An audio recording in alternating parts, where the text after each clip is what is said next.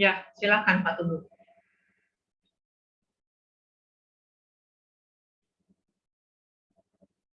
Bersyukur dan berterima kasih Tuhan, pada sore ini kami akan mendengarkan isi hati-Mu.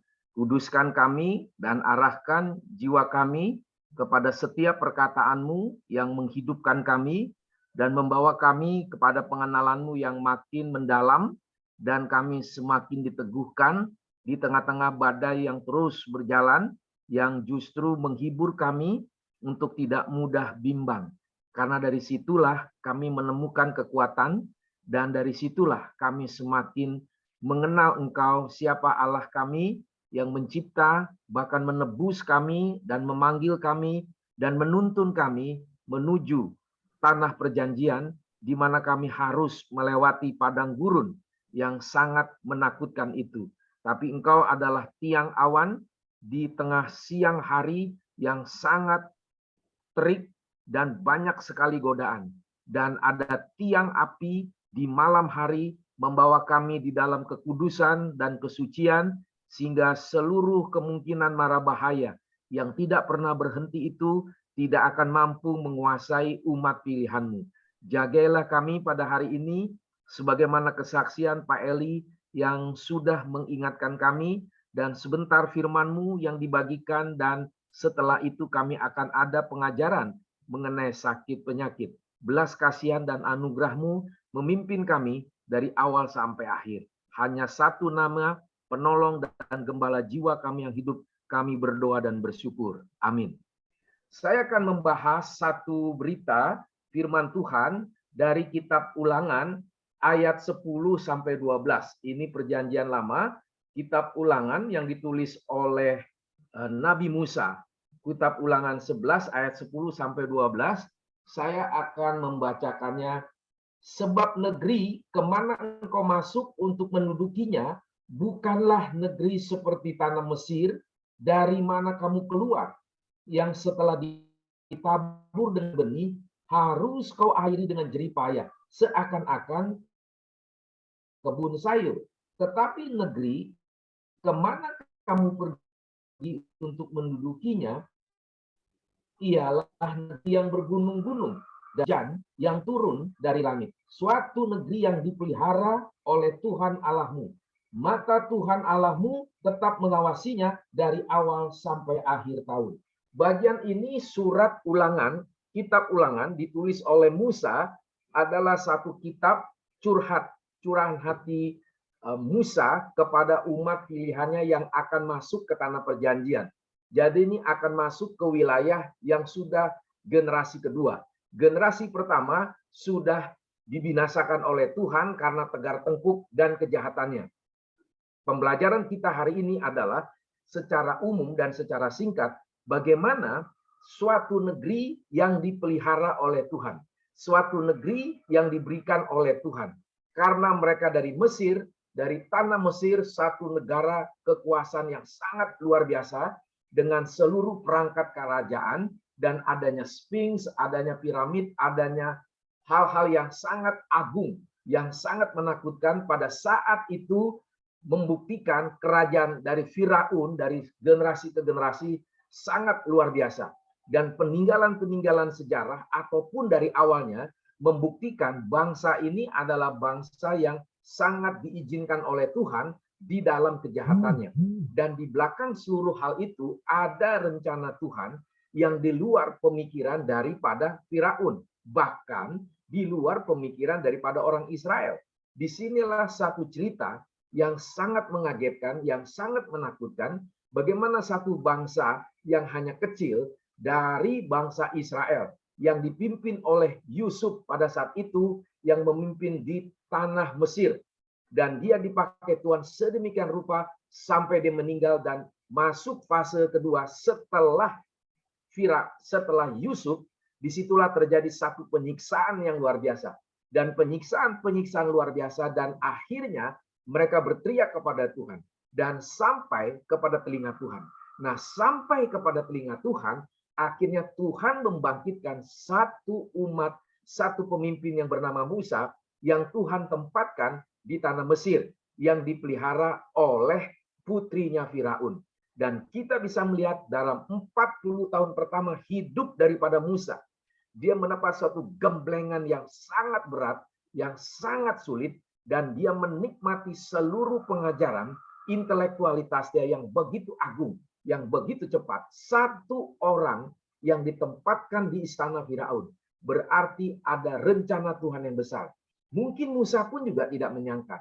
Kakaknya yang namanya Maryam dan juga Harun yang ada di seberang, itu juga tidak menyangka bahwa Musa akan menjadi alat Tuhan yang sangat berharga dan sangat mulia.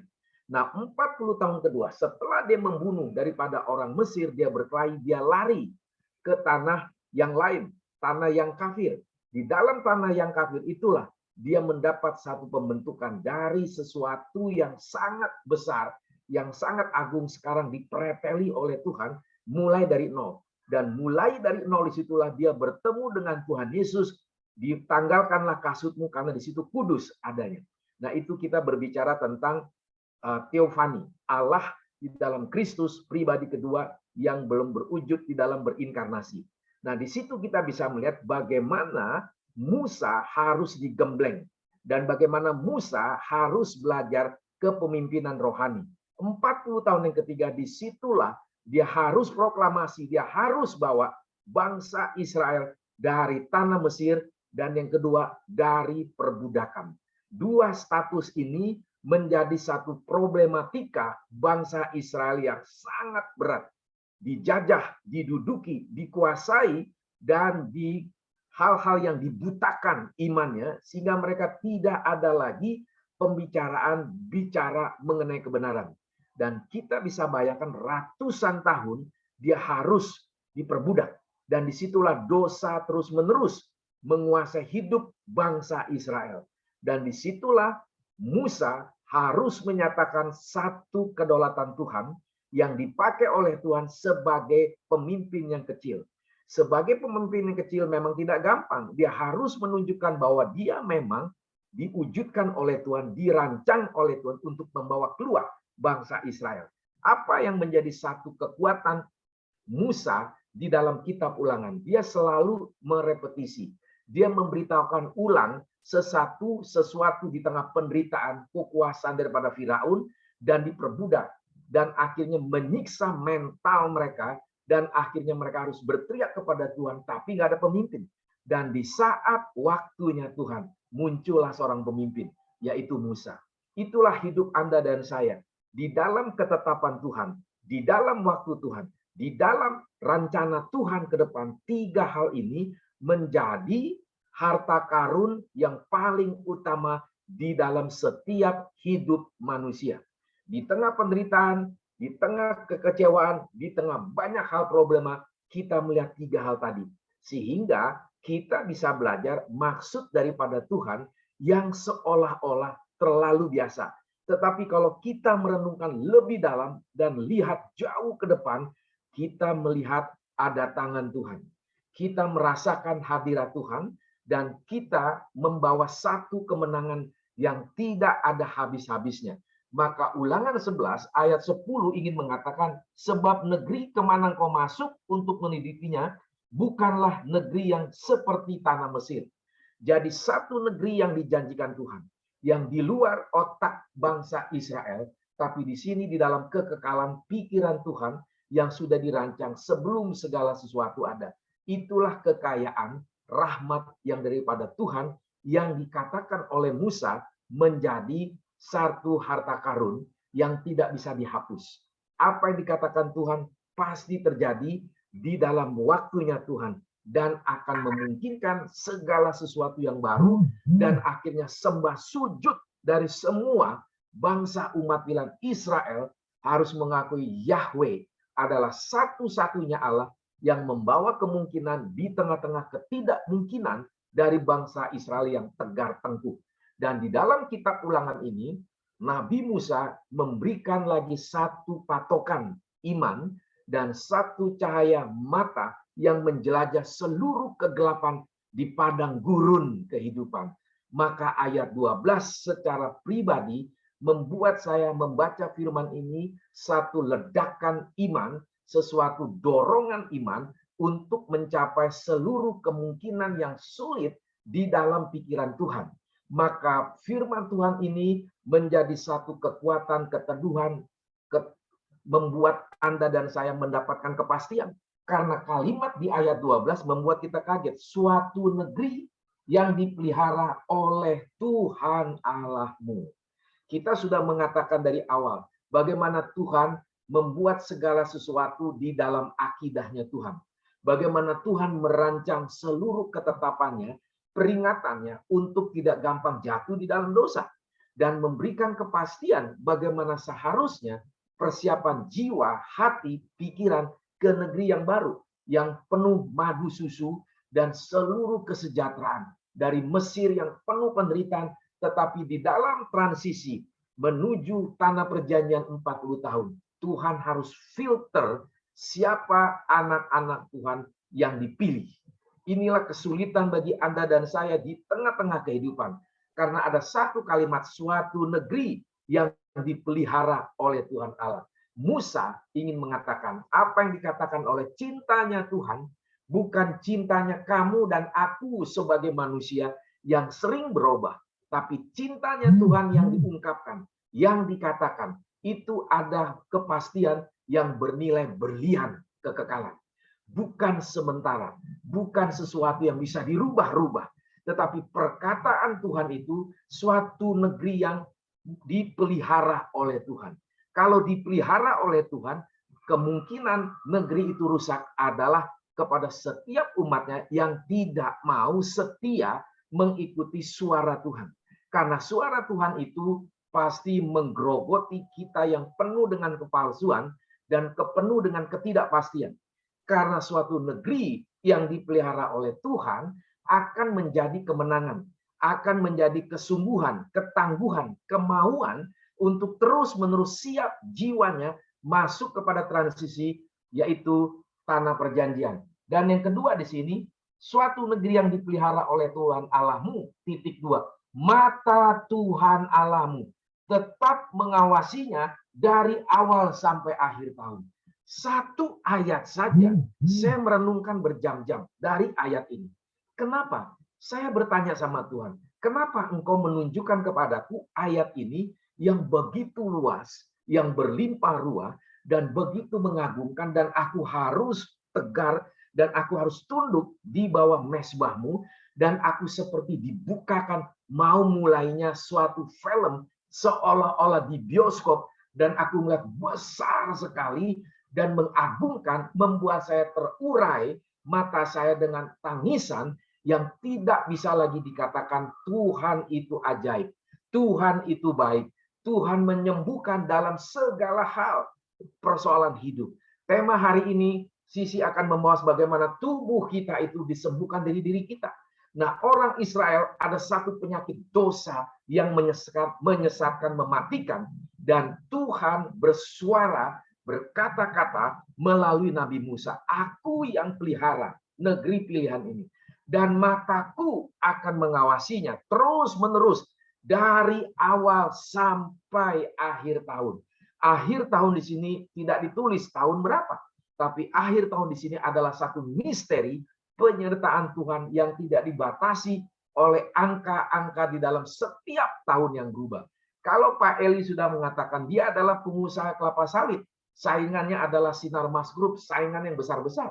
Tetapi dia sebagai orang yang biasa punya luas berapa ratus hektar, dia harus pelihara. Dibandingkan Sinarmas mungkin puluhan ribu, dia hanya ratusan hektar. Tetapi bukan ratusan hektar, puluhan ribu. Tetapi di sini satu kalimat dia, secara pribadi, saya mengatakan puji Tuhan. Bagaimana di tengah-tengah situasi seperti ini, di tengah penderitaan, seluruh pegawainya yang bukan Islam, belajar kepada seorang pemimpin. Itulah seperti Musa. Di tengah penderitaan, di tengah padang gurun yang sangat menakutkan, doa yang takluk, doa yang sungguh-sungguh akan menyentuh jiwa dan orang yang melihat. Dan berkat Tuhan itu turun melimpah dan membangkitkan satu kehangatan. Karena Allah tetap mengawasinya dari awal sampai akhir tahun. Disinilah salah satu kalimat kesimpulan saya. Berarti orang yang akan masuk ke tanah perjanjian, yang sudah masuk ke tanah perjanjian, selesai hidupnya, tapi namanya menjadi harta karun karena dilanjutkan oleh anak, oleh cucu, oleh cicit, dan generasi yang selanjutnya. Maka Bapak, Ibu, Saudara sekalian, di dalam firman Tuhan yang sederhana, kita ada sakit penyakit, kita ada bangkrut bisnis, kita ada persoalan. Segala sesuatu hal yang kita alami jangan menjadi akhir, tapi segala sesuatu selalu menjadi awal, sehingga kita dipenuhi roh dan mengerjakan banyak hal yang tidak ada habis-habisnya. Ada seorang wanita Muslim, ada seorang wanita Kristen, tidak kenal satu sama lain. Dia mengatakan, wah, Bang Tumbur, ini yang orang Kristen. Saya kaget. Dulu Bang Tumbur pelayanan, karirnya diberkati. Tapi setelah ada COVID, pelayanan terus jalan. Bisnis, karir, ambruk. Tapi kenapa? Kok belum diberikan Tuhan seperti jadi besar lagi, dipakai Tuhan luar biasa? Saya hanya menjawab, di dalam ketetapan Tuhan, saya tidak bisa berkalkulasi secara matematik. Tapi saya hanya melihat agenda Tuhan yang tidak bisa diteropong oleh pikiran saya yang terbatas. Yang Tuhan hanya minta, apakah engkau tetap takut kepadaku? Apakah engkau tetap setia kepadaku? Apakah engkau tetap habis-habisan menikmati isi hatiku, yaitu Tuhan, dan beribadah kepadaku dengan segenap hatimu, jiwamu, Tumbur, dan berpegang pada perintah ketetapanku? Apakah engkau menjalankannya itu?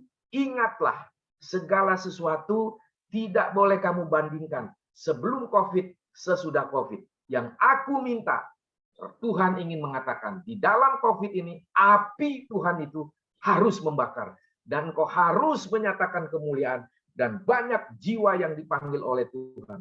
Kalau kita mendengar kesaksian Pak Eli tadi, sangat sulit, sangat sedih. Seorang yang temperamental. Saya juga agak temperamental begitu ya. Tapi cepat sadar. Tapi Pak Eli mengatakan, saya lebih lagi. Wah, saya kaget. Berarti di sini tangan Tuhan, jamah jiwanya itu sesuatu yang di luar batas pemikiran kita. Dan bisa dilihat bagaimana Pak Eli, dia juga seorang penatua dari gereja Batak yang ada di Simalungun atau di Sumatera ini. Dia pemimpin segala macam. Dia juga seorang pengusaha kelapa sawit. Dia juga banyak persoalan. Dia banyak ditipu. Dia banyak dibully. Banyak segala hal. Tetapi kedaulatan Tuhan tetap memelihara dia. Saya secara pribadi berdoa untuk dia bersama untuk keluarganya. Dan kehidupan bisnis kelapa sawitnya diurapi oleh Tuhan.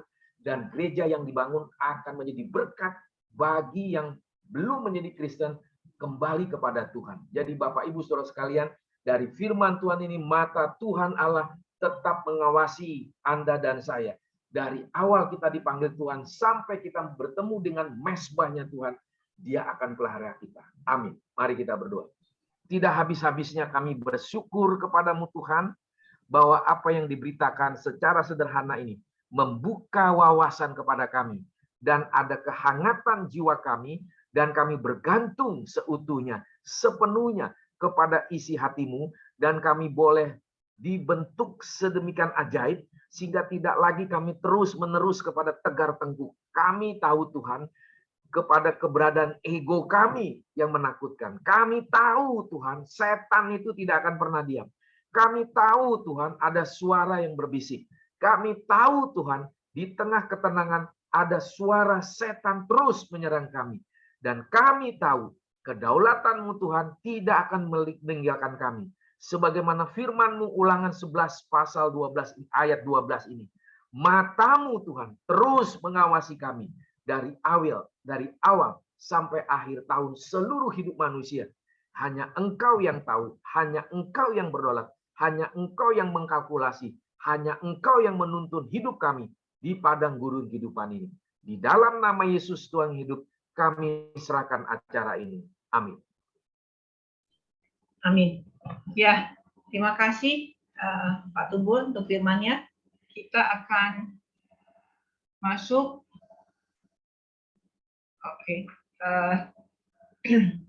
ke materi, yaitu temanya hari ini adalah The New Science, How Your Body Can Heal Itself.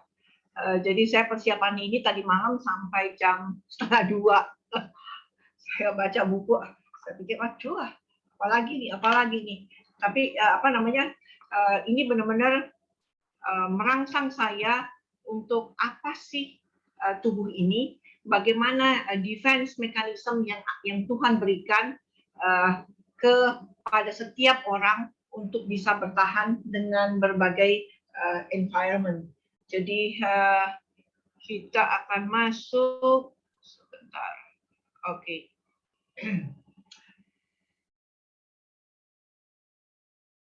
Seperti biasa, seminar ini adalah seminar hanya pencerahan. Jika Bapak Ibu ini bukan adalah treatment, tapi kalau umpamanya Bapak Ibu punya problem, khususnya di dalam kesehatan, kembali diskusikan kepada otoritatif, yaitu dokter.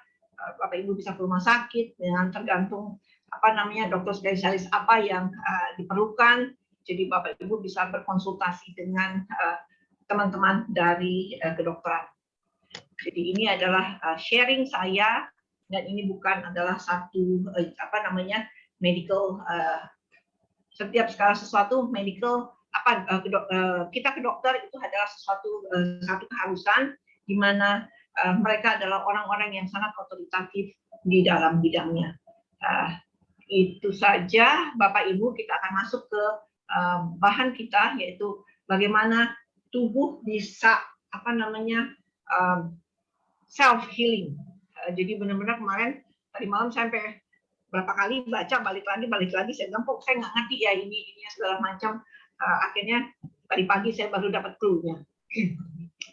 Oke. Jadi ini Bapak Ibu, kita bisa lihat bahwa keadaan di dunia saat ini, khususnya untuk penyakit yang tidak menular, majority-nya itu adalah kematian itu kebanyakan disebabkan oleh penyakit-penyakit kardiovaskular, atau maksudnya jantung, ya. Dan itu setiap tahunnya ada 38 juta orang yang mati karena kardiovaskular. Jadi ini angkanya luar biasa besar, 38 juta per tahun total di dunia, ya.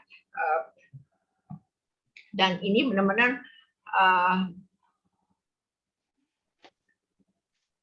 28 jutanya itu di negara-negara berkembang. Jadi nggak hanya di kardiovaskular, nggak hanya di negara-negara maju, tapi kardiovaskular ini juga sudah masuk ke negara-negara berkembang. Nah, itu khususnya untuk untuk penyakit yang tidak menular. Nah, kemudian penyakit-penyakit yang menular kondisinya seperti kita bisa lihat di sini. Cancer adalah salah satunya, ya. Kita bisa lihat cancer itu kurang lebih 15% dari total penyakit-penyakit yang tidak menular, dan menyebabkan kematian setiap tahunnya itu 13 juta. Jadi nggak main-main, 13 juta kematian setiap tahun, ya. Oke, itu hanya highlight, dan itu data 2010, dan diperkirakan di 2030 angkanya akan angka kematiannya untuk kanker itu adalah 8 juta per tahun, dan diproyeksikan di 2030 akan naik jadi 13,1 juta orang. Jadi angkanya luar biasa besar, Bapak Ibu, 8 juta per tahun. Jadi kalau umpamanya kita lihat pandemi itu, kita bisa compare. Jadi ini angka-angka yang nggak terlalu kelihatan, tapi kematian disebabkan oleh kanker cukup tinggi. Nah, sekarang kan pertanyaannya, apa yang dengan kondisi sekarang ini, apa yang dilakukan oleh para saintis? Apakah bisa melakukan satu breakthrough untuk setiap kondisi dari waktu ke waktu? Jadi apa yang teman-teman dari sains lakukan khususnya untuk kesehatan. Nah, ini ada beberapa, ini saya cuma highlight, ya Bapak Ibu, ini ada beberapa penelitian. Nah, semua yang saya bicarakan di sini adalah lebih ke clinical research. Jadi data yang dikembangin, baik itu melalui penelitian di laboratorium dengan tikus ataupun dengan lebih ke penelitian secara research. Jadi di sini ada beberapa penelitian ya, tomat itu punya bioaktif yaitu lycopene, rutin dan quercetin. Dan kurang lebih dosisnya berapa banyak sih? 2 atau more serving atau setengah cup tomat. Jadi kayak kalau umpamanya Bapak Ibu senang, kalau umpamanya ini kan penelitian lebih banyak di negara-negara maju. Jadi mereka banyakkan makan pasta dengan saus tomat ya. Dan itu juga saus tomatnya cukup lumayan besar. Nah, kalau umpamanya di penyajian kurang lebih setengah cup ya, 2 kali seminggu, hasilnya itu bisa mengurangkan 33% prostat cancer. Jadi nanti kita akan ada tanya jawab di belakang, tapi ini hanya data-data aja secara sepintas saya akan kasih berikutnya. Kemudian ikan yang mempunyai omega 3 ya, dan vitamin D dengan penyajian setiap minggunya 1 sampai 2 kali makan, kurang lebih 3 oz itu kurang lebih 100 gram lah ya, nggak nyampe 100 gram per minggunya, dan itu secara keseluruhan bisa menurunkan total cancer sebanyak 20%. Kopi adalah perdebatan, ada yang bilang setuju kopi, ada yang sebagian setuju nggak kopi, apapun itu, ini adalah penelitian yang dilakukan oleh beberapa teman-teman di nutrisi khususnya, bahwa kopi itu punya bioaktif yaitu gallic acid, caffeic acid, chlorogenic acid, dan dia bilang katakan 3 cup per hari ya, itu bisa menurunkan angka kematian kurang lebih 12%.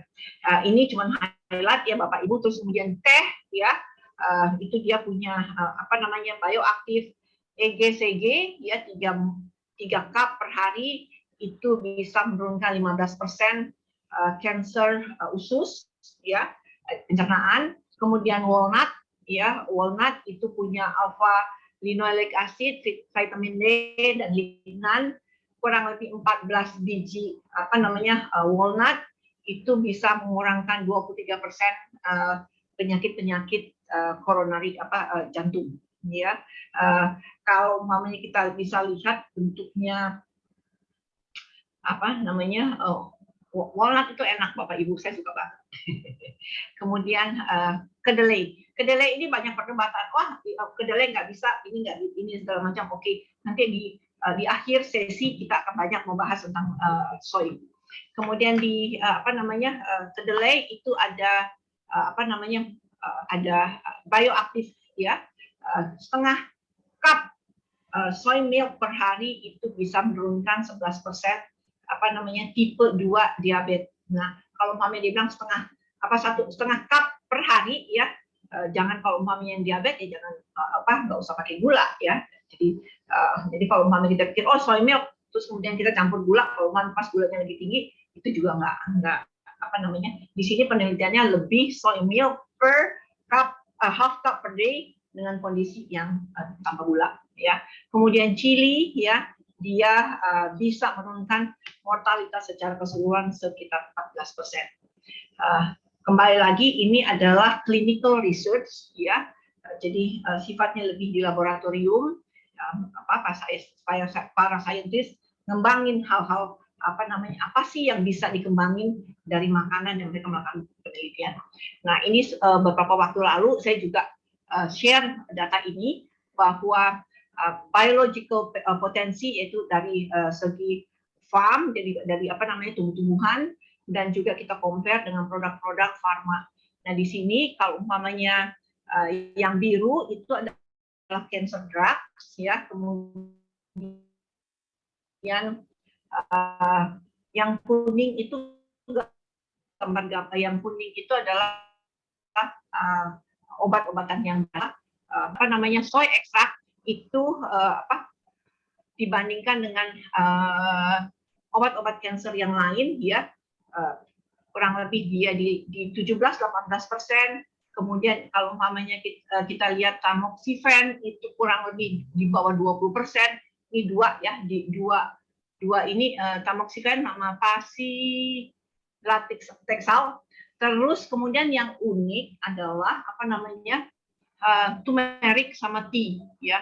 Dia punya magnitude efek yang luar biasa, ya. Hampir di atas 70%. 70%. Kalau umpamanya di Indonesia yang paling gampang adalah apa namanya kunyit, kemudian juga teh, khususnya apa namanya teh hijau, ya. Kemudian di sini digambarkan adalah vitamin D, dan di sini ada obat kanker yang lain. Jadi kalau umpamanya kita lihat magnitude efek dari makanan yang ditimbulkan itu sangat luar biasa. Jadi kalau umpamanya ini kita masukkan ke dalam apa namanya makanan yang kita makan setiap hari, kenapa enggak gitu ya? Toh makanan ini adalah makanan yang kita biasa makan setiap hari, kayak umpamanya barley, parsley, terus kemudian bawang putih, apa namanya anggur merah, maksudnya grapes ya, bukannya wine, anggur merah ya, buah anggur, terus kemudian lavender, kemudian citrus, apa namanya kunyit, ya, tea. Ini adalah makanan-makanan yang kita minum dan itu adalah menjadi satu apa namanya makanan biasa yang kita minum setiap yang kita makan setiap harinya. Jadi ini penelitian yang luar biasa sekali. Nah, kita masuk apa namanya apa sih yang ada di dalam tubuh kita sebagai self mechanism pertahanan.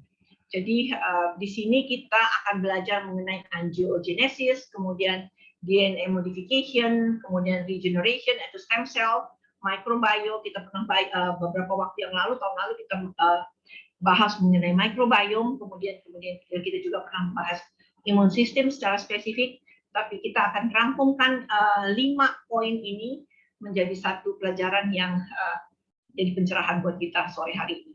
Jadi apa namanya itu Bapak Ibu. Nah, kita apa namanya saya senang arsitek.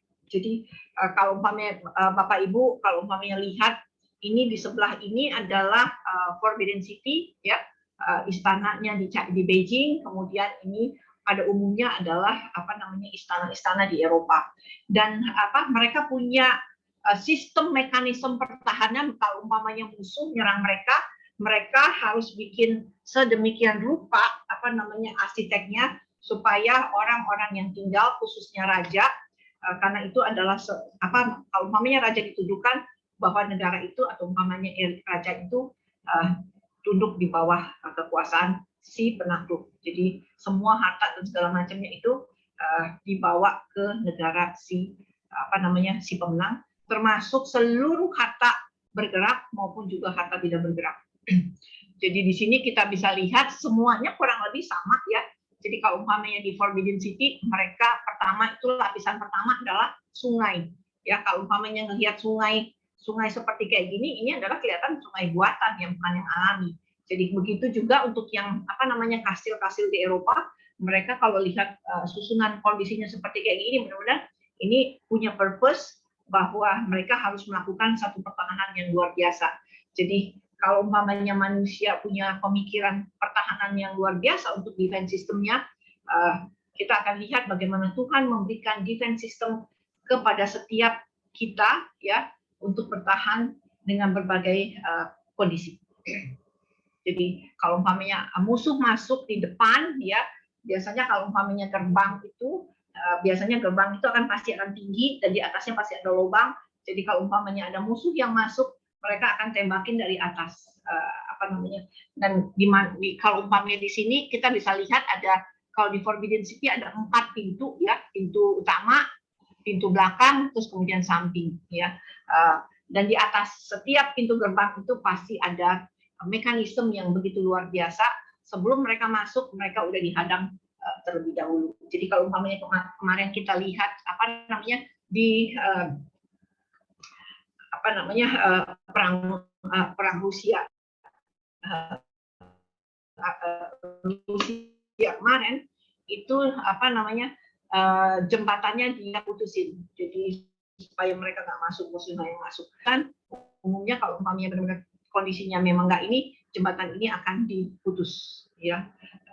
Jadi manusia merancang sedemikian rupa defense sistemnya, begitu rupa terlebih lagi Allah yang begitu ajaib yang menciptakan kita.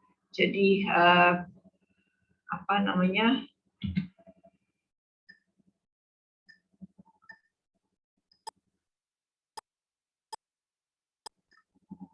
oke, ya. Kita akan masuk ke angiogenesis. Apa sih angiogenesis? Ya. Jadi angiogenesis adalah pembuluh darah. Jadi apa namanya? Tadi pertama, sebentar, ya. Angiogenesis itu lebih ke pembuluh darah, kemudian regeneration itu lebih ke stem cell, regenerasi sel yang ada di dalam tubuh. Seringkali saya katakan 8-10 tahun seluruh tubuh kita, seluruh sel di dalam tubuh kita itu akan berganti. Kalau dia nggak ganti, itu akan aging dan menimbulkan problem dalam hal kesehatan. Kemudian hal yang lain adalah microbiome, ya, yaitu mikroba yang ada yang hidup bersama dengan kita di dalam tubuhnya kita. Kita adalah 50% human, 50% itu adalah mikroba yang ada di dalam tubuhnya kita. Kemudian defense system yang lain adalah DNA protection, kemudian yang terakhir adalah imunitas. Ya, itu yang akan kita pelajari bersama sore hari ini. Oke, angiogenesis. Jadi kalau umpamanya ini adalah pembuluh darah, ya. Kalau ini unik banget ya. 60.000 mil pembuluh darah yang ada di dalam tubuh kita itu mengalir, ya, membawa oksigen dan juga nutrisi ke seluruh sel dan organ di dalam tubuhnya kita. Nah, panjangnya kalau umpamanya diukur begitu ya, itu 2 kali lingkaran bumi, ya.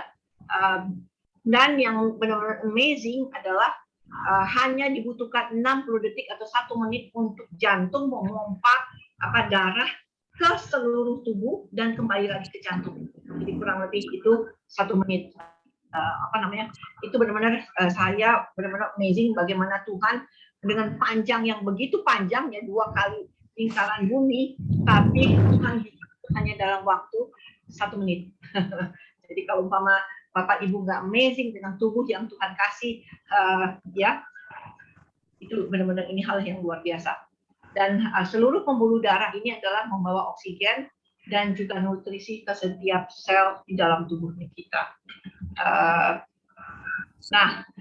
Kemudian di sini kita bisa lihat pembuluh darah itu ada macam-macam, ya.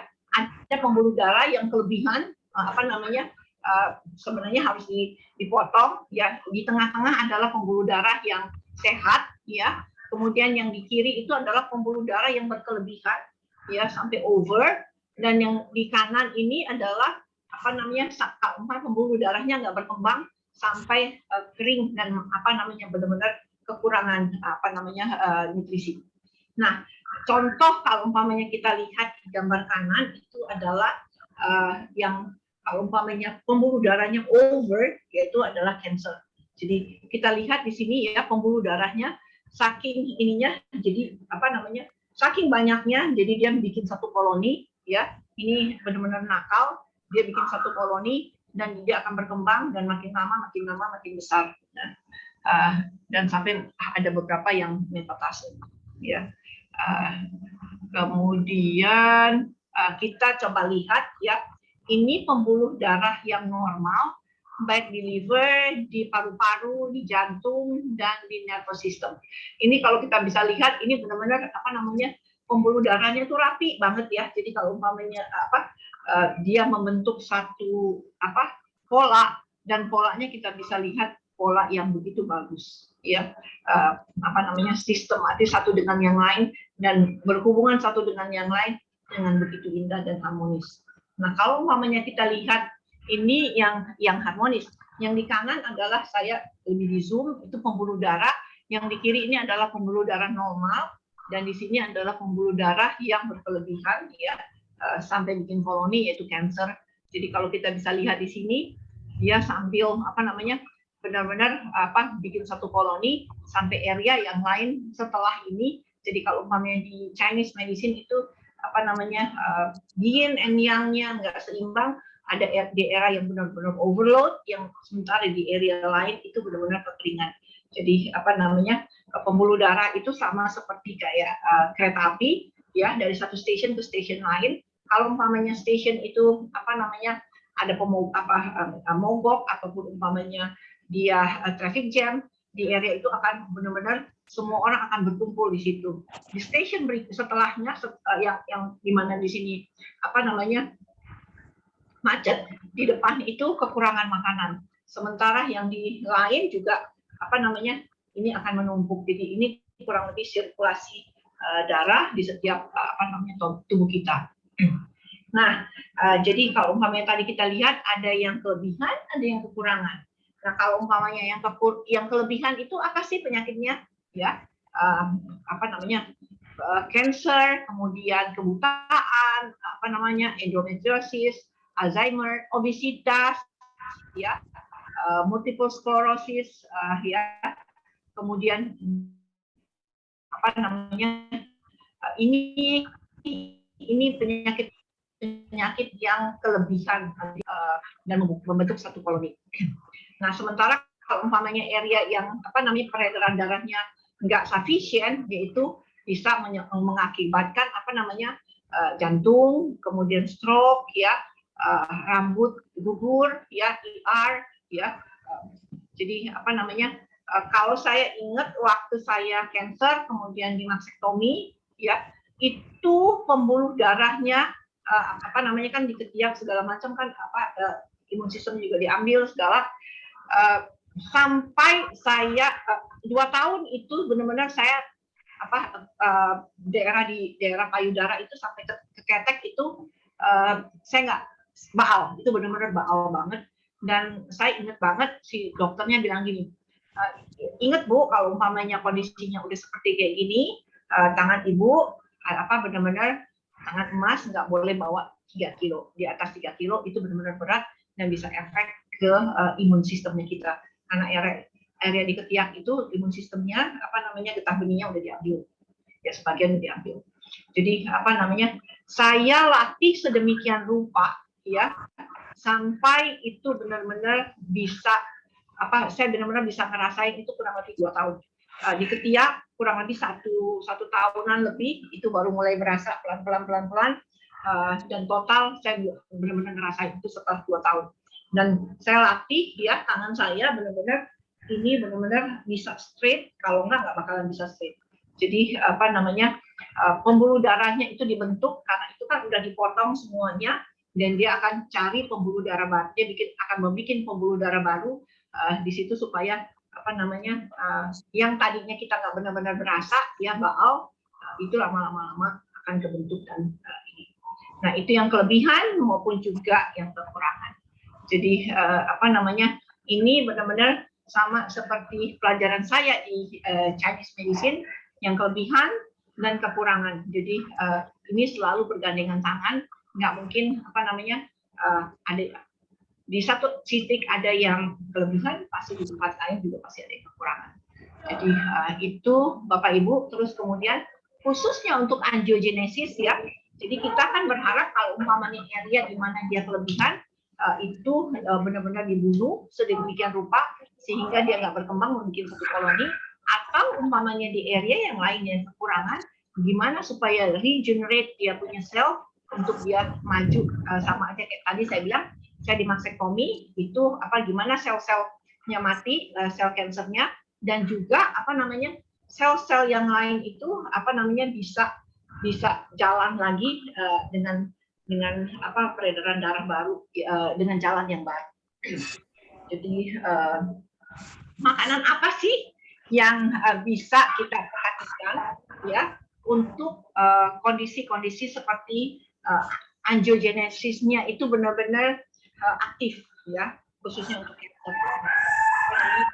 Kita kalau mau lihat eksesifnya itu adalah contohnya cancer ya, makanan yang paling apa namanya yang bagus ya itu adalah tomat ya, strawberry, blackberry, raspberry, blueberry ya, berry-berryan semua ya, kemudian apel, pomegranate, cherry, apa namanya anggur, buah anggur, kemudian red wine, bok choy ya.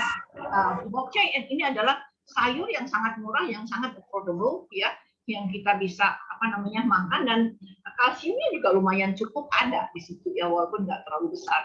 Kemudian soybean, dan karena kita tinggal di Asia di mana diet kita adalah kebanyakan soybean, baik itu soy sauce ya, kemudian juga tempe, tahu ya, ataupun juga susu kedelai, ginseng, mushroom, liquor, kunyit, nutmeg, chestnut, lavender, pumpkin, seafood, ya, parsley, garlic, green tea, olive oil, grapeseed oil, dark chocolate, ya, kemudian nuts yang lain, ya. Jadi kalau umpamanya ngelihat seperti kayak gini, waduh, makan sehat itu nggak enak, tapi coba kita lihat di sini juga ada dark chocolate ya. Kenapa saya benar-benar eager sama dark chocolate? Karena saya pernah kerja, perusahaan kami itu bawa produk Eropa, dan saya pernah masuk di training ya, karena kita jual produk coklat ya, khususnya untuk pastry maupun juga bakery. Saya pernah kerja bawa produk itu Varona, dan kita di training di Paris, apa sih coklat yang bagus, gimana sih kondisinya, dan saya punya kesempatan yang luar biasa ya untuk training itu di 2 perusahaan yang berbeda ya, satu di Varona dan kemudian di Cacoberry. Jadi dua-duanya di Prancis. Jadi ini benar-benar satu hal yang luar biasa, di mana waktu beberapa tahun yang lalu saya kerja, saya ngajarin ke si chef, ke bakery ya, coklat yang bagus itu seperti apa, kenapa coklat itu bagus, dan what's the function and benefit of the dark chocolate, maupun juga ada beberapa variasi yang lain. Jadi itu Bapak Ibu. Nah, sekarang kan pertanyaannya begini, soy, apakah ada perdebatan? Waduh, kalau umpamanya soy itu kayaknya nggak cocok deh untuk breast cancer. Jadi ini ada beberapa banyak sekali penelitian ya mengenai soy, produk soy, khususnya ini ada satu penelitian di Shanghai Breast Cancer ya, survivor study. Mereka nge-track itu 5 tahun, 5.000 orang ya, orang-orang yang punya breast cancer, breast cancer survivor dari umur 20 sampai 75 tahun ya. Mereka monitor selama 5 tahun ya. Kemudian mereka lihat pergerakannya, mereka dikasih makan apa, kemudian ada beberapa grup kontrol yang lain, ada yang makan, ada yang makan soy, ada yang nggak makan soy. Jadi ini mereka track record selama 5 tahun, dan luar biasa ya, hasilnya, kematian itu berkurang selama sebanyak 29% ya. Kemudian yang dia makan adalah kurang lebih 10 gram soy per hari, kurang lebih 10 gram itu ya, satu cup susu kacang kedelai ya. Ini benar-benar penelitian yang luar biasa, 5 tahun dia track record ya. Kemudian dia pelajari grup panelnya. Nah, kemudian kalau umpamanya kita ngomongin soy, kan di situ selalu diomongin tentang estrogen. Wah, kalau di soy kan estrogen levelnya kan tinggi. Jadi kalau umpamanya saya punya breast cancer, sebaiknya nggak makan soy. Jadi Bapak Ibu bisa cerna ya ini segala macam. Kalau umpamanya kita lihat secara chemical structure ya, estrogen dari fitoestrogen dari kacang kedelai dan estrogen dari human itu secara chemical structure-nya itu sangat-sangat berbeda. Jadi kalau kita lihat ini pecahan chemical structure-nya ya, ini kalau dilihat sepintas aja ini memang 2 hal yang udah berbeda. Jadi itu Bapak Ibu. Terus kemudian ini ada 17 studi mengenai breast cancer maupun juga kacang kedelai. Dari 17 studi ini ya, mereka track record mengenai breast cancer survival maupun juga dengan soy yang mereka makan. Dan dari penelitian itu umumnya mereka survive dengan breast cancer. Jadi secara umum ya, bahasa kasarnya soy is okay, jadi nggak ada sesuatu hal yang yang harmful, ya, satu hal yang membahayakan. Ini bukan saya yang ngomong, tapi ini benar-benar penelitian. Jadi apa namanya? Dan kembali lagi saya tekankan di sini, ini adalah clinical research, ya. Jadi yang sudah dipublish di jurnal-jurnal kesehatan. Jadi ini bukan satu hal yang mandatori, tapi ini adalah membuka cakrawala kita berpikir bahwa makanan yang menjadi makanan kita sehari-hari, apa namanya, menjadi satu alternatif yang luar biasa.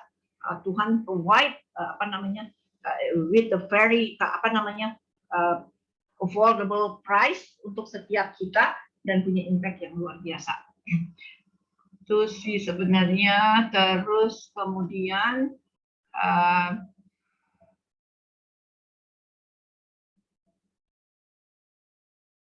nah, itu untuk yang breast cancer. Nah, ini untuk apa namanya, tomat. Tadi kita ngomongin soy, sekarang kita ngomongin tomat, ya. Tomat itu punya apa namanya, bioactive chemical yang ada di dalamnya itu namanya lycopene. Ya, khusus untuk teman-teman yang apa namanya, ada prostat cancer. Ini bukan hanya prostat cancer, tapi khususnya untuk prostat cancer punya impact yang luar biasa. Jadi mereka ada satu penelitian, ya, 46.000 orang, 46.700 orang, ya, dicatat dan dimonitor apa aja yang mereka makan, ya, dan ini benar-benar dipublish di British Journal of Nutrition. Jadi apa namanya, kalau umpamanya kita lihat makanan, kalau umpamanya tomat, ya, kalau umpamanya di Western, ya, pasta, ya, pasta dikasih saus tomat, ininya campur daging segala macam. Jadi pemakaian tomat itu kan cukup lumayan banyak, dan mereka track record itu angkanya nggak main-main, 47.000 orang, ya, di track record, dan apa aja mereka konsumsi dan servingnya berapa banyak. Dan satu apa namanya, satu minggu itu mereka 2 mangkok, ya, 2 mangkok, ya. Efeknya, ya, dari studi itu bahwa prostat cancer untuk orang-orang yang makan 2 cup tomato per hari itu apa namanya, kemungkinan untuk dia dapat prostat cancer sangat jauh, ya. Itu ada apa namanya, ada pengurangan 30%. Nah, di sini apa namanya, kalau kita rebus apa namanya, tomat, kemudian kulitnya kita buang, ya, dengan pemanasan kurang lebih 2 menit, apa namanya, likopennya itu naik, ya, diaktifkan kurang lebih sampai ke 50%. Kalau umpamanya tomat itu dimasak selama 30 menit, nah ini yang menarik, likopennya naik dari 50 menjadi 250%. Jadi apa namanya, kalau umpamanya makanan ini kan mereka pasta kan, masak saus tomatnya itu kan agak lama.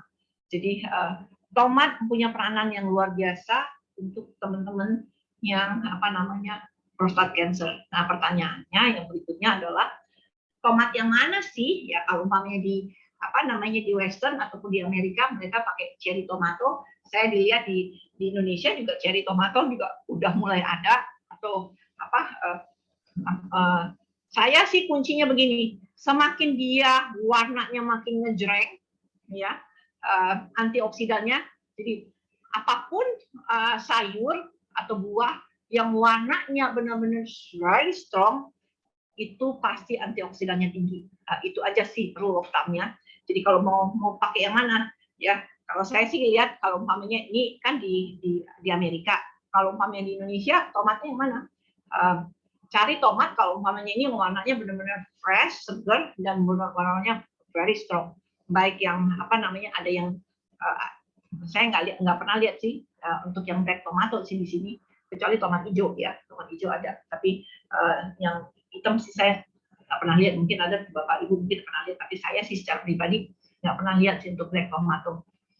Jadi rule of thumb-nya semakin dia color-nya very strong, antioksidannya semakin tinggi. Itu kemudian tadi kan untuk yang cancer, di mana angiogenesisnya atau peredaran di area itu benar-benar terkonsentrate, dan dia bikin satu koloni yang baru sampai akhirnya dia berkembang dan berkembang dan berkembang. Nah, kalau umpamanya seperti teman-teman yang kekurangan peredaran darah di area itu, ya, seperti kayak umpamanya stroke, terus kemudian ada luka, ya.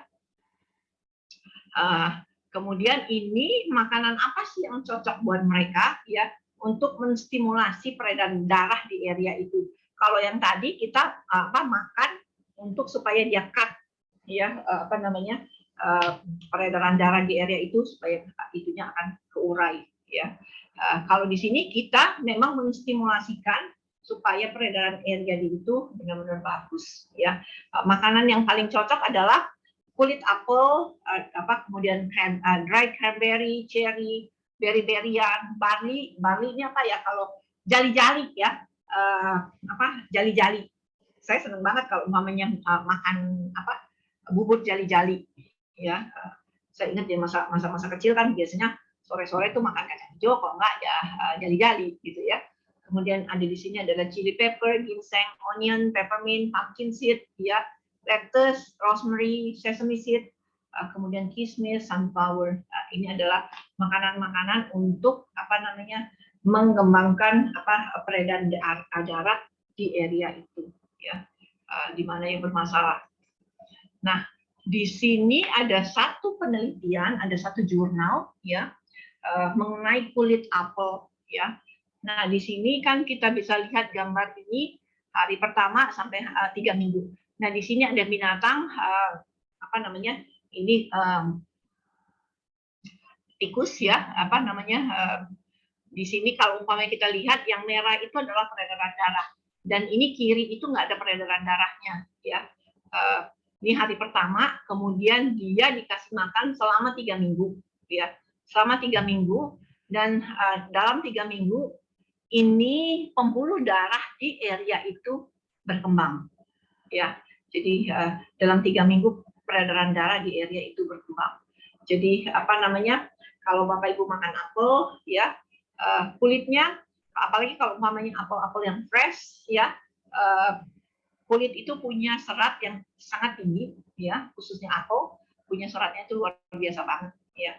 Jadi di situ ada bioaktif yang disebut dengan ursolic acid, ya, di kulit apel. Dan ini nggak hanya di kulit apel, tapi mungkin ada beberapa kulit yang lain. Tapi di sini adalah umumnya yang diadakan penelitian adalah kulit apel. Ini penelitian di Taipei, ya, Taipei Medical School. Kemudian ini barley, ya, sama, ya, dia juga punya compound bioaktif yang bisa regenerate peredaran darah di area-area yang problem. Nah, itu Bapak Ibu kita sudah bicara tadi mengenai angiogenesis, yaitu peredaran darah.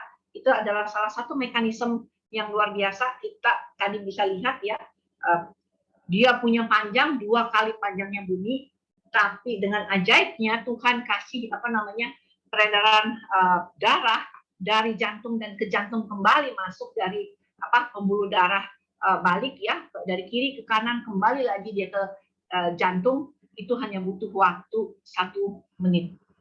Kalau komunikasinya kembali lagi, kalau peredaran darah kan kena gravitasi, Bapak Ibu. Kalau umpamanya dia ke ke bawah dia oke, tapi kalau umpamanya dari bawah, umpamanya dari kaki ke atas, itu kena gravitasi. Jadi ini yang di-generate di mana peredaran darah ke seluruh tubuh. Jadi kalau umpamanya contoh yang paling gampang untuk peredaran darah yang lebih enak adalah olahraga sih, exercise, ya, secara angiogenesisnya juga akan berkembang. Tapi yang kita pelajari di sini adalah lebih ke makanan. Jadi itu Bapak Ibu untuk self mechanism yang pertama yang Tuhan kasih, yaitu peredaran darah. Dan bicara tentang peredaran darah ini benar-benar very sophisticated, ya, dimana sampai kalau umpamanya area kulit yang ada area kulit kita rasakan kalau kita cubit sedikit sakit banget, terus tiba-tiba kita rasain kok baal, itu juga Bapak Ibu juga harus perhatiin ada apa di area itu ya. Jadi itu yang saya bisa katakan mengenai angiogenesis, bahwa makanan juga bisa nge-boost ya yang apa namanya angiogenesis yang ekses maupun juga yang kekurangan. Nah, kita akan masuk ke regenerasi sel atau umpamanya bisa di bahasa kerennya stem cell. Ya.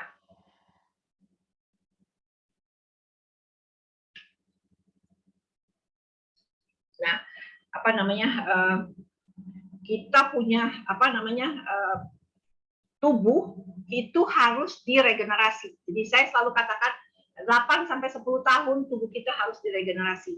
Kalau umpamanya tiba-tiba regenerasinya kita berhenti, stem selnya nggak bisa apa namanya ganti hanya dalam seminggu, gitu. Kebayang nggak dalam waktu beberapa lama kita akan apa suddenly kita akan mati juga. Karena apa? Di sini kita bisa lihat bahwa apa namanya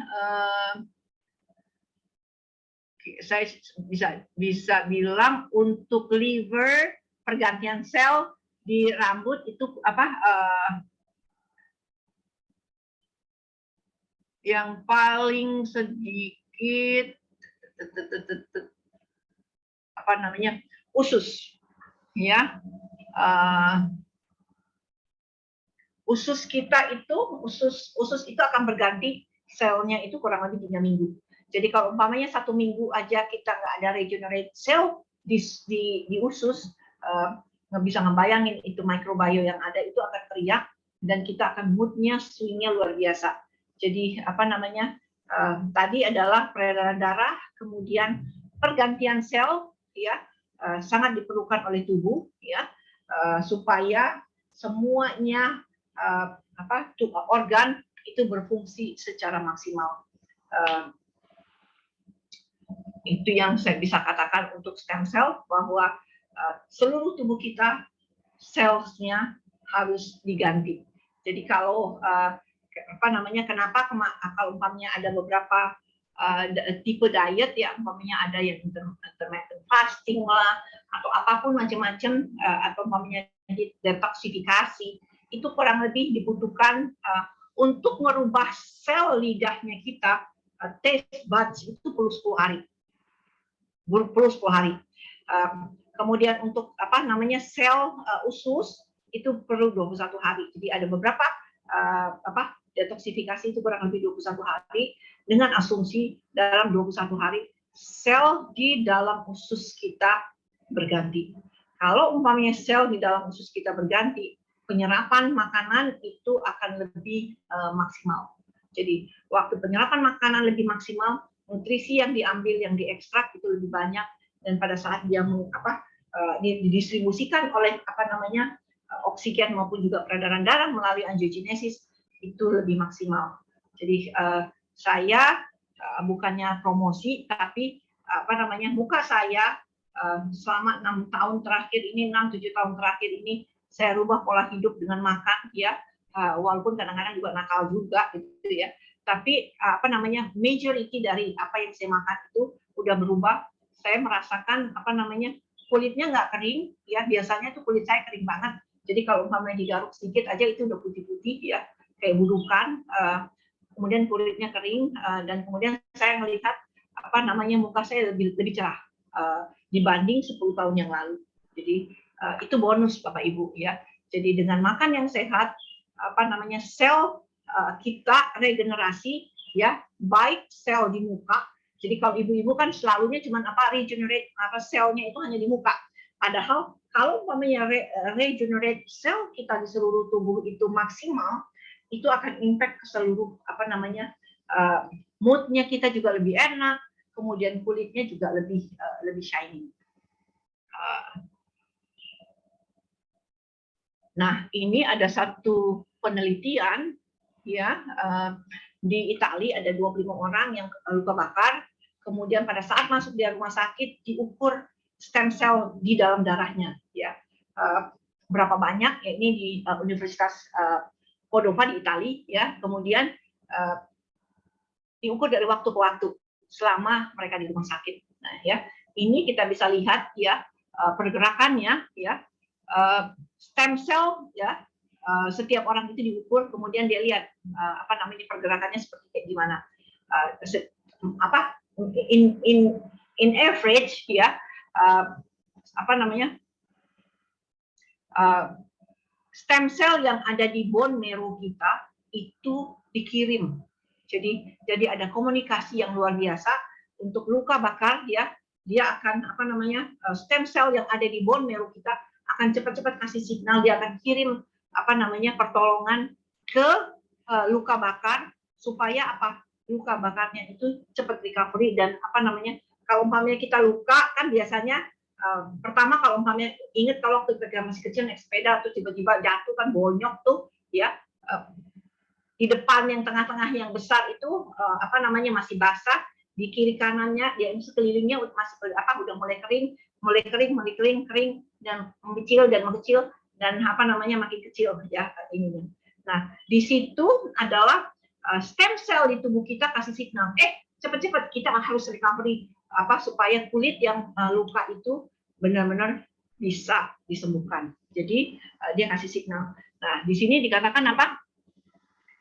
Semakin besar area lukanya, semakin besar stem cell yang diperlukan.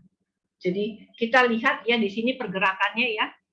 Ini ada beberapa hari, ya.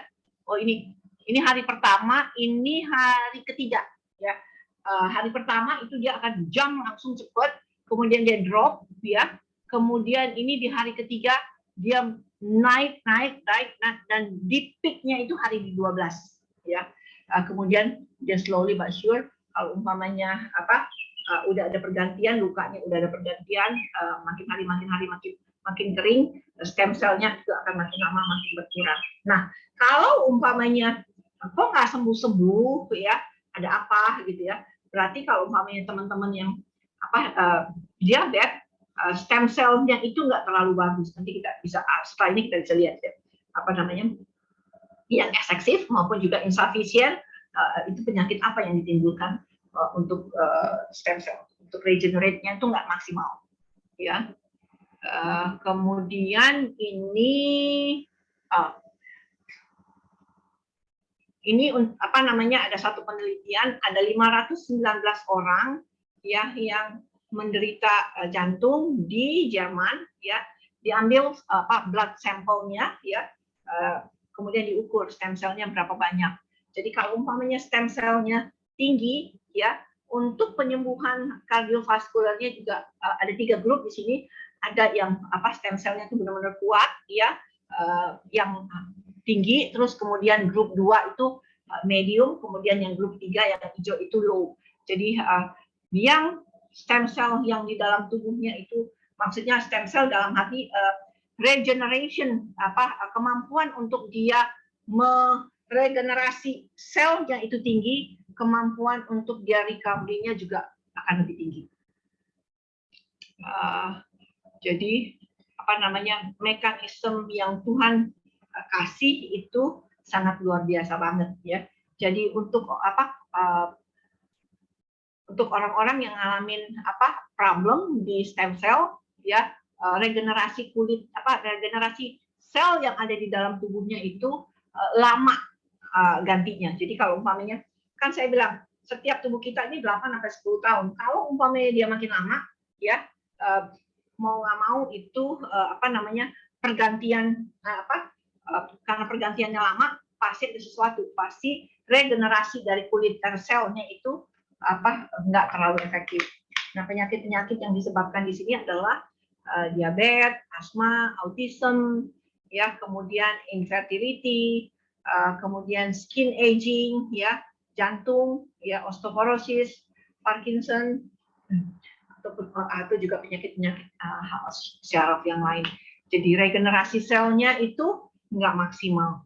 Nah, sekarang yang diperlukan adalah makanan apa sih untuk regenerate stem cell yang ada di dalam tubuhnya kita itu bisa maksimal, ya, dengan biaya yang sangat murah ya, yang kita kerjakan dan kita makan setiap harinya, yaitu apa namanya,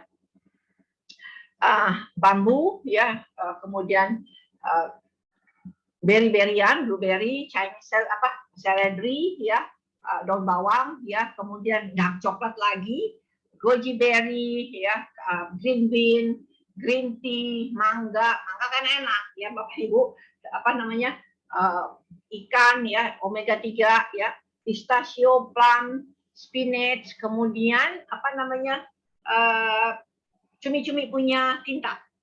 Saya doyan banget, mama saya kalau mulai dari dulu kalau mama saya masak cumi-cumi, apa namanya, tintanya juga nggak dibuang, jadi itu dimasak.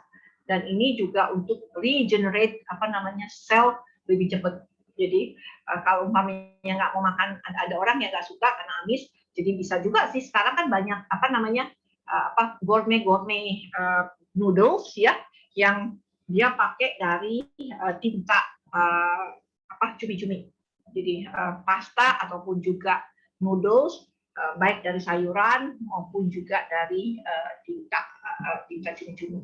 Dan itu enak banget. Dan yang apa namanya, kembali lagi apa namanya, kunyit. Kunyit. Apa namanya, saya nggak tiap hari sih, tapi hampir seminggu itu 2-3 kali saya pasti minum kunyit asam, tapi nggak pakai gula. Tapi kalau umpamanya bapak ibu yang nggak ada problem cancer, ya apa untuk regenerate dia punya stem cell untuk regenerasinya lebih cepat, kunyit asam pakai gula it's okay ya. Tapi buat saya nggak pakai gula. Itu seminggu 2-3 kali saya pasti minum sih. Saya kadang-kadang ganti. Kadang-kadang saya pakai apa namanya green tea atau pakai apa namanya kunyit ya. Dan kunyit ini adalah murah banget ya, 1 kilo terakhir itu 21.000, sebelumnya 18.000, sekarang naik jadi 22.000. Ya masih bisa terjangkau sih dengan 1 kilo apa namanya kunyit, itu bisa sebulan ya kalau bapak ibu makan sendiri. Jadi harganya sangat-sangat terjangkau ya. Atau umpamanya nggak doyan, bisa masukin apa namanya gulai. Jadi saya lahir besar di Pekanbaru yang makanannya apa namanya lebih banyak gulai, dan gulai itu umumnya pakai bumbu dapurnya itu banyak banget, khususnya kunyit. Jadi itu juga bisa salah satu bapak ibu bisa pakai ya. Kemudian untuk regenerate apa stem cell atau untuk mempercepat regenerasi apa namanya coklat. Ini kalau udah kayak ngomong coklat semuanya langsung aduh membayangnya sore-sore begini minum coklat anget, apalagi udaranya nggak begitu enak. Jakarta apa dalam 1 bulan terakhir tuh anginnya nggak enak banget, jadi kalau minum sore-sore minum hot coklat ya enak banget ya. Jadi ini cuman ada apa namanya studi tapi terlalu kecil sekali, ada apa small study hanya 16 orang, tapi ya semua 16 orang itu dicatat punya apa namanya sumbatan di kardiovaskulernya mereka.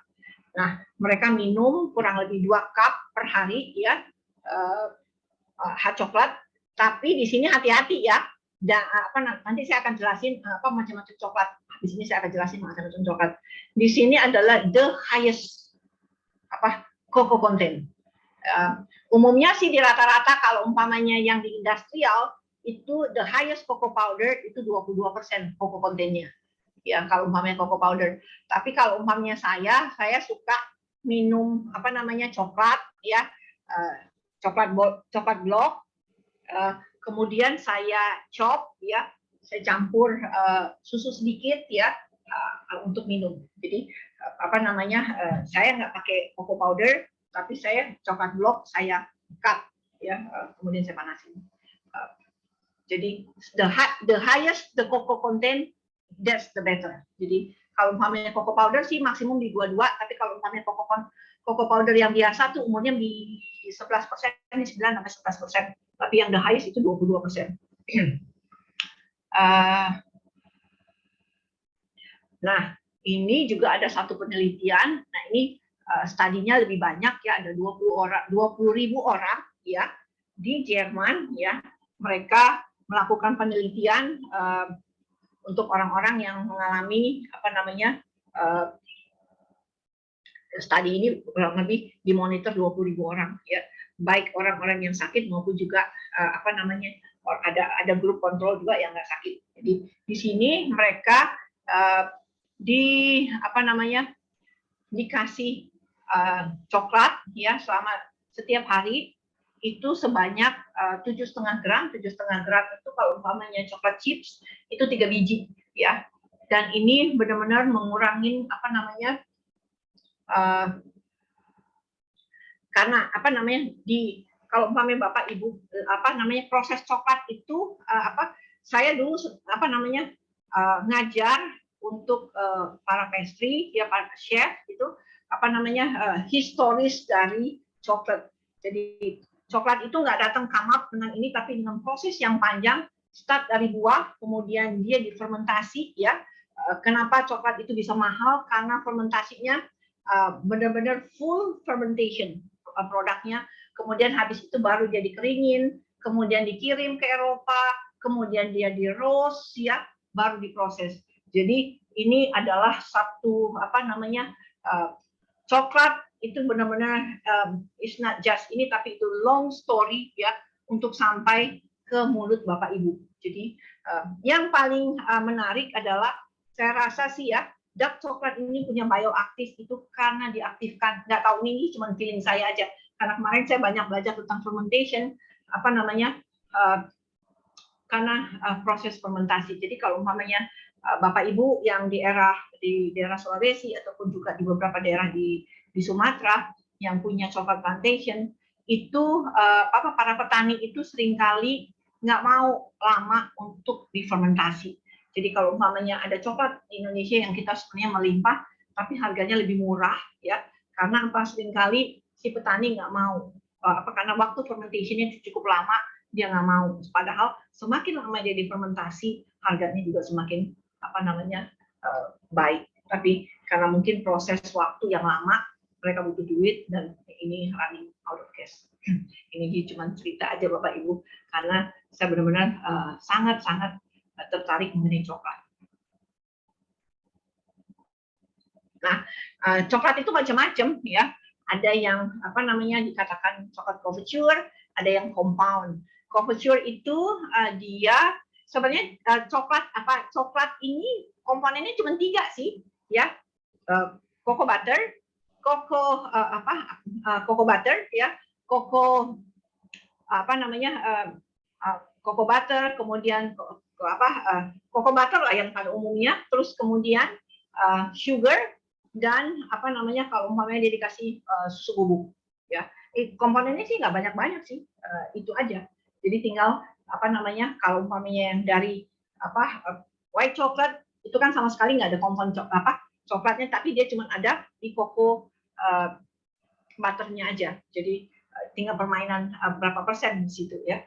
Jadi kalau umpamanya kita bilang confiture itu benar-benar pure coklat ya, and real coklat. Karena komposisinya itu dia ada cocoa emas, ada cocoa coklat yang dimodifikasi sedemikian rupa ya, yang cocok untuk umpamanya area-area kayak umpamanya Indonesia dengan temperatur yang tinggi ya, itu bisa di air dan vegetable fat, umumnya si sawit ya, cocoa fatnya dari sawit. Nah kalau umpamanya confiture itu benar-benar real coklat ya, nggak ada persifat dan taste-nya juga enak. Kenapa saya ngomong kayak gini? Karena saya pernah ya jual Varona, jual Berry Callebaut, saya juga pernah kerja di Prambanan Kencana dengan kolatanya. Jadi di situ juga ada compound dan di situ juga ada confiture. Jadi menarik sih ya dunia percoklatan. Jadi long story di situ. Oke, nah ini untuk stem cell ya. kalau umpamanya ini kembali lagi stem cell yang ada di dalam tubuh seseorang itu diukur, khususnya yang nggak ada penyakit diabetes itu jumlah stem cell-nya itu lebih banyak, yaitu kurang lebih di 7,5, sementara yang punya penyakit diabetes itu kurang lebih di posisinya di 4. Nah, kalau umpamanya diabetes ini dikasih pasien diabetes ini dikasih omega 3 ya, kemudian kita bisa lihat gambar di sini ya, ini nggak dikasih makan omega 3, di sini kasih makan omega 3, stem cell-nya yang dikasih makan omega 3 itu stem cell-nya naik ya. Jadi salah satu untuk regenerate stem cell atau regenerasi, mempercepat regenerasi sel dalam tubuh kita adalah omega 3 fatty acid, yaitu dari ikan ya, bisa dari ikan, umumnya sih ikan ya. Nah, sekarang kita bisa lihat di sini, saya akan mempercepat ya karena waktu,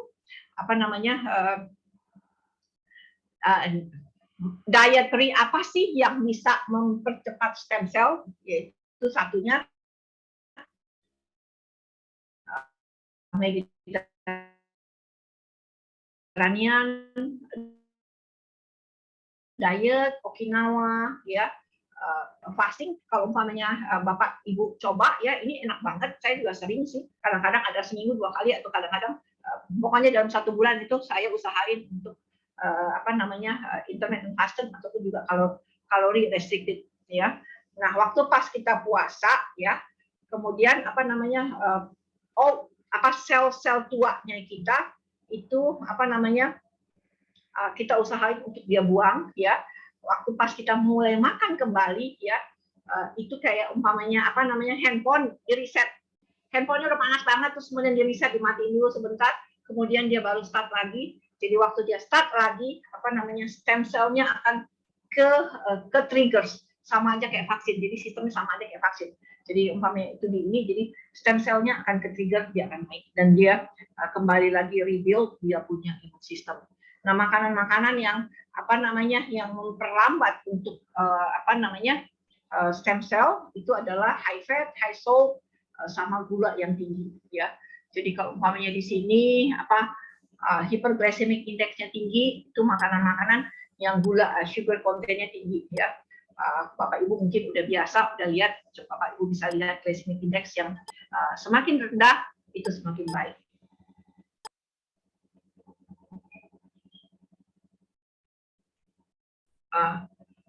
Nah, ini kan pertanyaannya kalau kembali lagi ke cancer ya, karena apa sih makanan apa sih supaya cancer itu bisa regenerate dengan cepat dan bisa kebuang ke sistem ya, terus kemudian dia diregenerasi ya.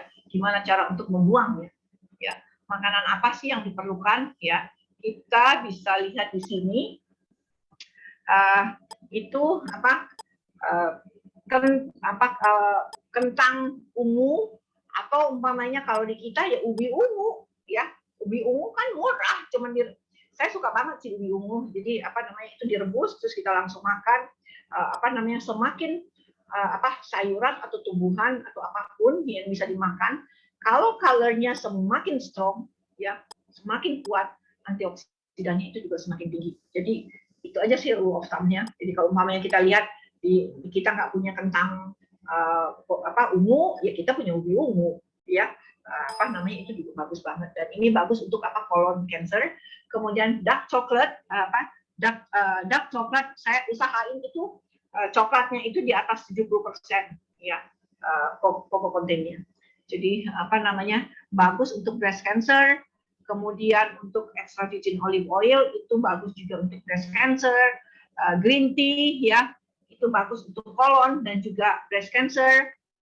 Walnut ya untuk kolon, capers ya itu untuk prostat.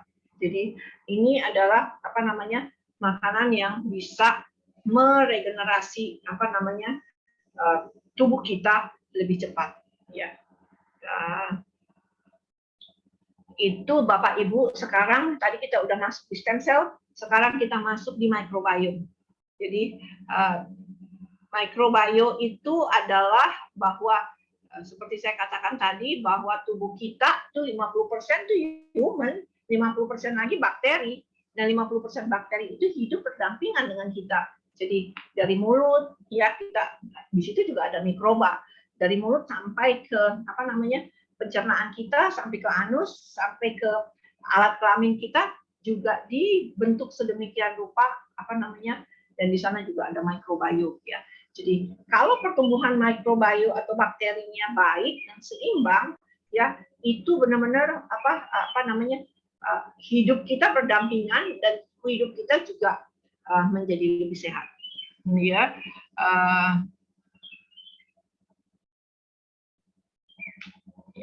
Nah, di sini kalau umpamanya penyakit apa sih kalau umpamanya kita problem di mikrobiome kita? Mikrobiome itu adalah keseimbangan bakteri, ketidakseimbangan bakteri yang ada di dalam tubuhnya kita. Jadi pertama itu adalah peredaran darah, yang kedua adalah regenerasi sel, ya.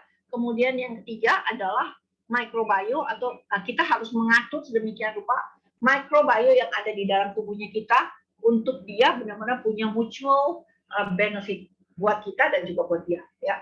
Kalau umpamanya ada problem di sini adalah Alzheimer, bipolar, cancer, ya, Crohn, food allergy, hypertension, pencernaannya nggak bagus, kemudian depresi, obesitas, ya ini unik ya, obesitas, kemudian schizophrenia, ya, tipe 2 diabetes, ya, ini adalah ada beberapa penyakit di sini yang kalau umpamanya kita nggak atur mikrobiomnya kita sedemikian rupa, ya, cancer di sini adalah lebih ke pencernaan, karena bakteri yang ada di dalam pencernaannya kita itu sangat luar biasa banyaknya, triliunan.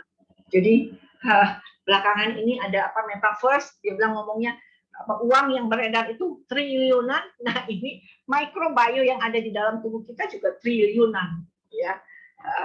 Nah, ini adalah makanan-makanan yang bagus untuk pencernaan, khususnya makanan-makanan yang sudah difermentasi, ya, kimchi, tempe, tahu, ya, kemudian lactobacillus, yogurt, cheese, ya, sourdough, ya,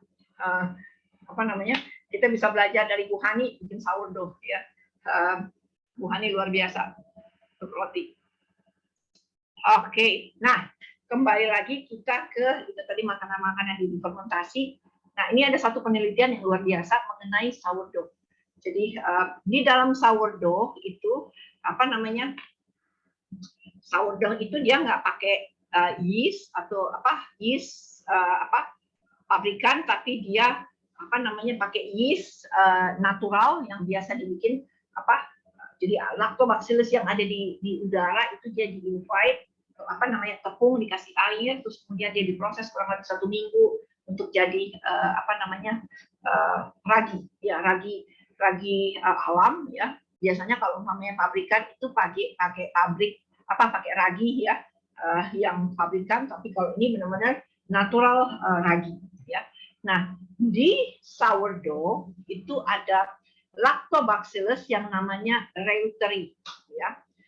Waktu seorang ibu hamil 9 bulan, ya, waktu pas mau melahirkan, di uterus kasih signal ke kolon, kita ini mau melahirkan nih, ya, kolon tolong siapin dong, ya, bakteri lactobacillus reuteri untuk dikirim ke payudara untuk persiapan breastfeeding, ya. Ini amazing, ya. Ini amazing banget. Jadi supaya pada saat bayi itu makan breastfeeding yang pertama, dia dapat kolostrum, ya, dan di situ juga ada lactobacillus, ya, namanya lactobacillus reuteri, ya. Nah, yang menarik di sini adalah di sourdough itu ditemukan lactobacillus reuteri, ya. Jadi ini bagus banget untuk breast cancer. Saya selalu kalau umpamanya saya beli aja sih kalau umpamanya sourdough ya, roti biasanya di supermarket ada, atau umpamanya di beberapa, kalau umpamanya saya zaman dulu ya, sebelum COVID saya selalu datang tuh ke hotel jam 7 lagi diskon 50%, kadang-kadang bisa saya bayar cuma 30%. Jadi biasanya yang saya kejar pertama sekali adalah sourdough, karena mahal kan biasanya. Tapi kalau umpamanya saya lagi ke hotel, atau umpamanya bakery hotel yang bintang 5 dia punya ini, yang saya lihat dulu pertama sekali, wah ada jam 5 nih, ntar nungguin ya 2 jam lagi untuk bisa dapat sourdough. Jadi itu biasanya saya beli beberapa biji, saya masukin di kulkas, nanti saya makan. Jadi sourdough juga punya hal yang luar biasa banget ya.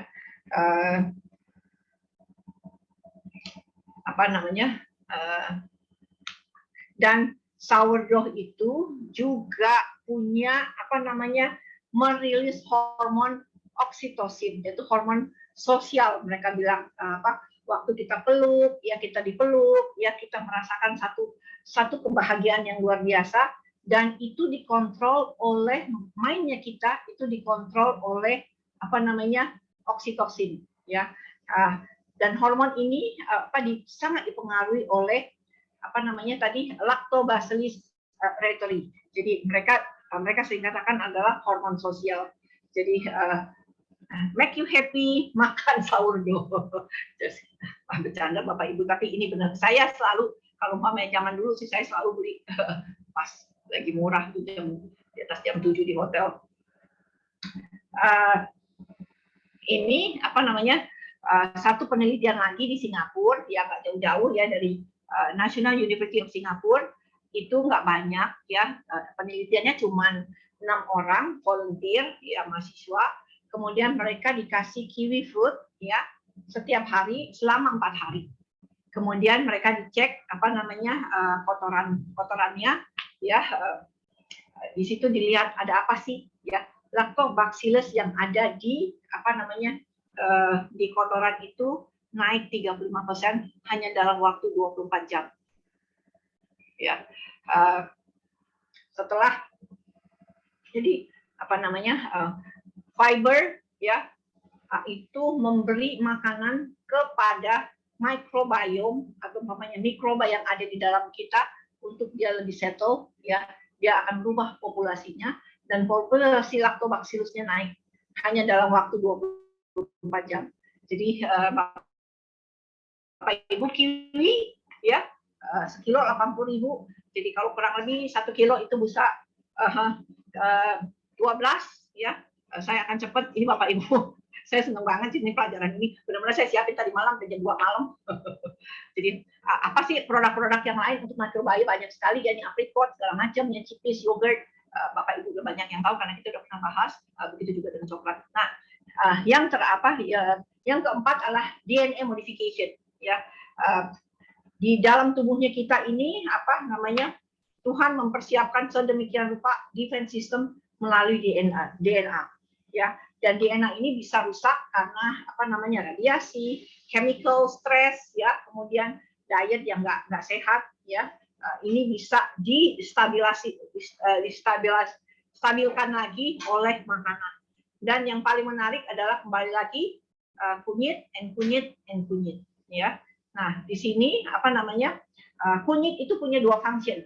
Jadi kalau umpamanya ini dia punya 2 function, dia bisa mereparasi DNA-nya kita, dan DNA yang jelek ya, dia bisa ini khususnya untuk yang cervical cancer, lung cancer maupun juga breast cancer. Jadi yang baik dia akan kuatin lagi, kalau yang jelek dia akan enhance atau dia kuatin lagi. Jadi kunyit start dari kunyit dengan kunyit asam Bapak Ibu ya, enak ya, segar ya. Ini kita akan membahas terakhir itu mengenai imun sistem. Beberapa waktu yang lalu Presiden Jimmy Carter kan kena kanker kulit, melanoma, dan kemudian dia dikasih imunoterapi ya. Setelah beberapa lama nggak tahu berapa lama ya, saya lupa ininya, setelah dikasih imunoterapi beberapa lama, kansernya tidak ditemukan sama sekali ya. Jadi ini adalah satu penemuan yang luar biasa khususnya untuk imunoterapi. Tapi biaya imunoterapi ini sangat mahal ya. Very expensive. Jadi ada nggak makanan yang bisa untuk kita dapetin imunoterapi ini. Nah, salah satu penelitian adalah ini pertemuan onkologi ya di Paris, di Barcelona. Mereka meeting, akhirnya mereka ada conference, dari situ ada satu penelitian bahwa buah delima itu punya bioaktifnya yang dinamakan Akkermansia ya. Kita minum beberapa dua gelas per hari ya, jus delima ataupun juga cranberry itu mengaktifkan Akkermansia yang ada di dalam tubuh kita untuk mengaktifkan imun sistem. Jadi saya pernah waktu itu, ini waktu sebelum saya cancer sih, saya pernah ngalamin, saya kepengen minum ini waktu itu capek banget, dan di rumah tuh saya baru beli delima, dan saya makan itu delima, benar-benar itu badannya tuh enak banget, yang tadinya capek banget itu ya, benar-benar regenerate, itu salah satunya untuk imunoterapi ataupun imun sistem kita bisa diaktifkan melalui minum jus cranberry ataupun juga buah delima ya. Kemudian oyster ya, Pacific oyster atau apapun, saya ingat banget waktu saya kerja di Fine Food ya, saya datengin fresh oyster dari Paris setiap minggu ya, untuk masuk ke hotel-hotel 5-star hotel ya, untuk jual fresh oyster, dan ini enak banget Bapak Ibu ya.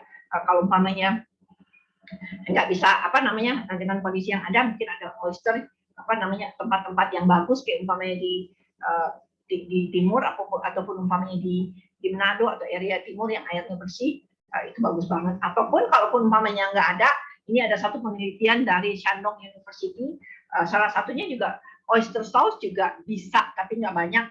Tapi dia punya ini ada penelitian dari Shandong University bahwa oyster itu punya killing power untuk anti tumor itu 2 kali.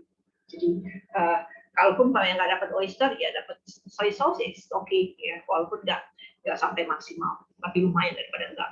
Nah, ini terakhir Bapak Ibu, sebelum kita akhiri, broccoli sprout. Ini ada satu penelitian lagi ya, khususnya untuk broccoli sprout ini. Kenapa saya benar-benar tekankan, karena kondisi corona dengan influenza dan segala macam. Ini ada satu penelitian, 29 orang, nggak banyak ya. Mereka selama 4 hari dikasih Brussels sprout ya, jus Brussels sprout. Kemudian hari kedua mereka dikasih vaksin flu ya. Nah, setelah hari keempat mereka dilihat ada untuk orang-orang yang minum Brussels sprout ya, ataupun broccoli sprout maksudnya. Terus kemudian ada grup yang nggak dikasih, jadi 2 grup ini. Yang minum broccoli sprout, dia punya imun sistem 22 kali lebih dibanding sebelumnya. Kalau umpamanya untuk yang hari kedua itu mereka dikasih vaksin ya, flu, terus kemudian mereka dikasih melalui ini cium itu bakteri flu. Jadi untuk orang-orang yang minum broccoli sprout, stamina-nya, imun sistemnya secara ini itu lebih kuat ya. Terakhir ya, di antara semuanya saya akan menyimpulkan makanan apa sih yang bisa untuk dipakai untuk 5 sistem tadi ya, baik untuk angiogenesis ya, kemudian untuk microbiome, stem cell, imun sistem, semuanya itu yang paling saya bisa simpulkan adalah apricot, blueberry, cherry, kiwi, lychee, mango, nectarine, peach, plum, bambu, carrot, eggplant, kemudian kale, black tea, chamomile, coffee, green tea ya, flaxseed, pumpkin, sesame seed, sunflower, walnut, kemudian tinta, cumi-cumi, olive oil, dark chocolate. Ya, itu Bapak Ibu yang saya bisa share sore hari ini. Kalau kita lihat Tuhan menciptakan segala sesuatunya itu dengan tatanan yang begitu rapi. Kalau kita terakhir kita bilang, kita nggak bisa bilang wow, kita nggak bisa memuji apa yang Tuhan berikan kepada tubuh kita. Itu benar-benar saya lihat satu hal yang luar biasa, bahwa Tuhan menata hidup kita dengan begitu rupanya in whatever the condition. Jadi terima kasih Bapak Ibu sore hari ini.